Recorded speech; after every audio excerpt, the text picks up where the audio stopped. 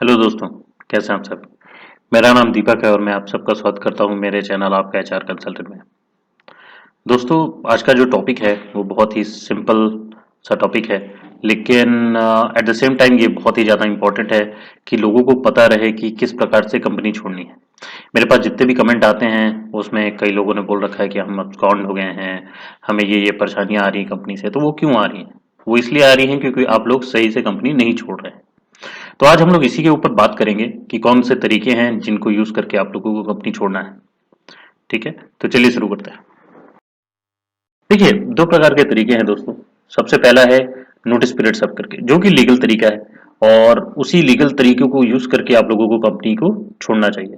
अगर आप ऐसा करते हैं तो आपके डॉक्यूमेंटेशन जितने भी नोटिस पीरियड आप देते हैं, तो आपके relieving letter, experience letter, full and final जो होता है, उसके बाद फॉर्म 16, ये सारी चीजें जो है आप लोगों को मिल जाती हैं। वेरन अगर आप दूसरा तरीका जो कि एब्सकॉन्डिंग, जो कि मैं भी रिकमेंड नहीं करता, कोई रिकमेंड नहीं करता, अगर ये वाला तरीका आप अपनाते हैं तो आप बहुत सारे चीजों से हाथ धो लेते हैं। चाहे वो आपका सर्टिफिकेट्स हो, चाहे वो आपकी सैलरी हो जो बची होती है, वो भी कंपनी आपको नहीं देती, ना आपको एफएनएफ देती है, और ऊपर से जो है नोटिस पे रिकवरी के लिए आपको बोला जाता है। तो कंपनी अपने हिसाब से नोटिस पे रिकवरी जितना भी रहेगा वो आपको बता देगी और वो आपको पे करना पड़ेगा और वो लीगल है। तो इन सब चीजों से बचने के लिए जो है आप लोगों को मैं यही सजेस्ट करूंगा, अब्सकॉन्ड बिल्कुल मत होएं। प्लीज नोटिस पीरियड सर्व करें और नोटिस पीरियड सर्व करके ही अपनी कंपनी छोड़ें। और यहाँ पे एक और चीज होती है, जब आप कंपनी ज्वाइन करते हैं तो आपको नोटिस पीरियड दिखता है।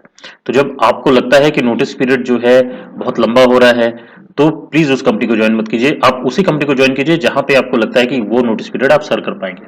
और एक और चीज है, जब आप कंपनी ज्वाइन करते हैं तो ज्वाइनिंग के दौरान जो है आप लोगों का जब इंडक्शन होता है तो इंडक्शन में आप जरूर एचआर से पूछ लें कि यहाँ पे नोटिस पीरियड कितना है और प्रोबेशन के दौरान नोटिस पीरियड कितना रहेगा।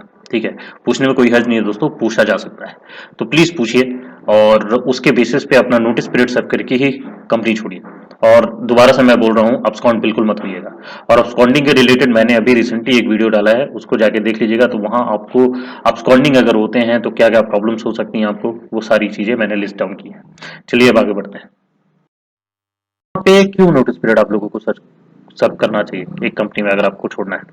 देखिए, ये एक लीगल तरीका होता है कंपनी छोड़ने का। अगर आप नोटिस पीरियड सर्व करते हैं तो एक प्रॉपर लीगल तरीका है जिसके कारण आप कंपनी छोड़ रहे हैं। तो आपको सारे डॉक्यूमेंट्स वगैरह जो है सब चीजें बाकायदा मिल जाती हैं।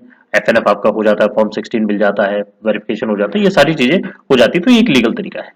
देन जो अगला है वो ये है कि आप लोगों के जितने भी डॉक्यूमेंटेशन है, चाहे वो रिलीविंग लेटर हो, चाहे एक्सपीरियंस लेटर हो, फुल एंड फाइनल डॉक्यूमेंटेशन हो, चाहे फॉर्म 16 हो, या फिर रिकमेंडेशन लेटर हो, ये सारी चीजें जो है आपको आसानी से मिल जाती हैं।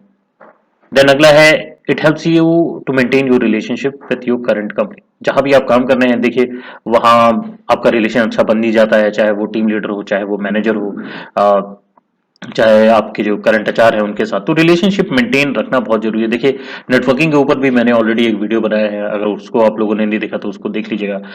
यहाँ पे मेंटेन रिलेशनशिप का मतलब नेटवर्किंग से है। अगर आपका नेटवर्किंग अच्छा होगा तो आपको जॉब मिलने में आसानी रहती है।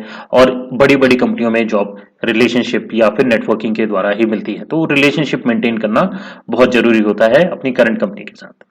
देन अगला आता है, इट हेल्प्स इन वेरिफिकेशन।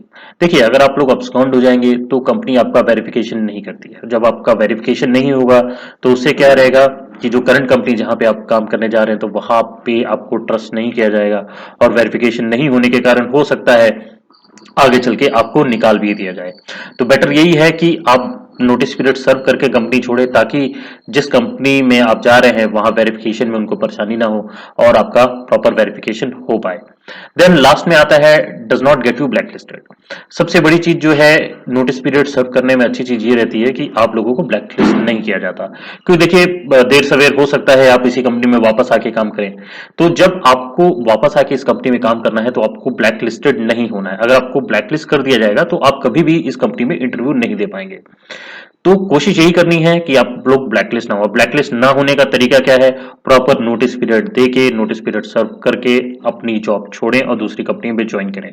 अगर आप abscond होते हैं, abscond होने पे आप लोगों को ब्लैकलिस्ट कर दिया जाता है और ब्लैकलिस्ट होने के बाद आप लोग इस कंपनी में वापस से इंटरव्यू नहीं दे पाएंगे, ना इस कंपनी में काम कर पाएंगे। तो ये कुछ 5 कारण हैं जिनके कारण जो है आप लोगों को नोटिस पीरियड सर्व करना चाहिए और नोटिस पीरियड सर्व करके ही जो है कंपनी छोड़नी चाहिए। होप आप लोगों के डाउट्स क्लियर हुए होंगे दोस्तों।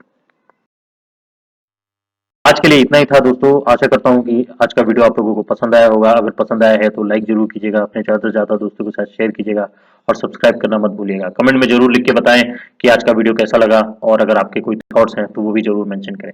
मैं मिलूंगा आप लोगों से अगली वीडियो में, तब तक के लिए अपना ख्याल रखिएगा। धन्यवाद दोस्तों।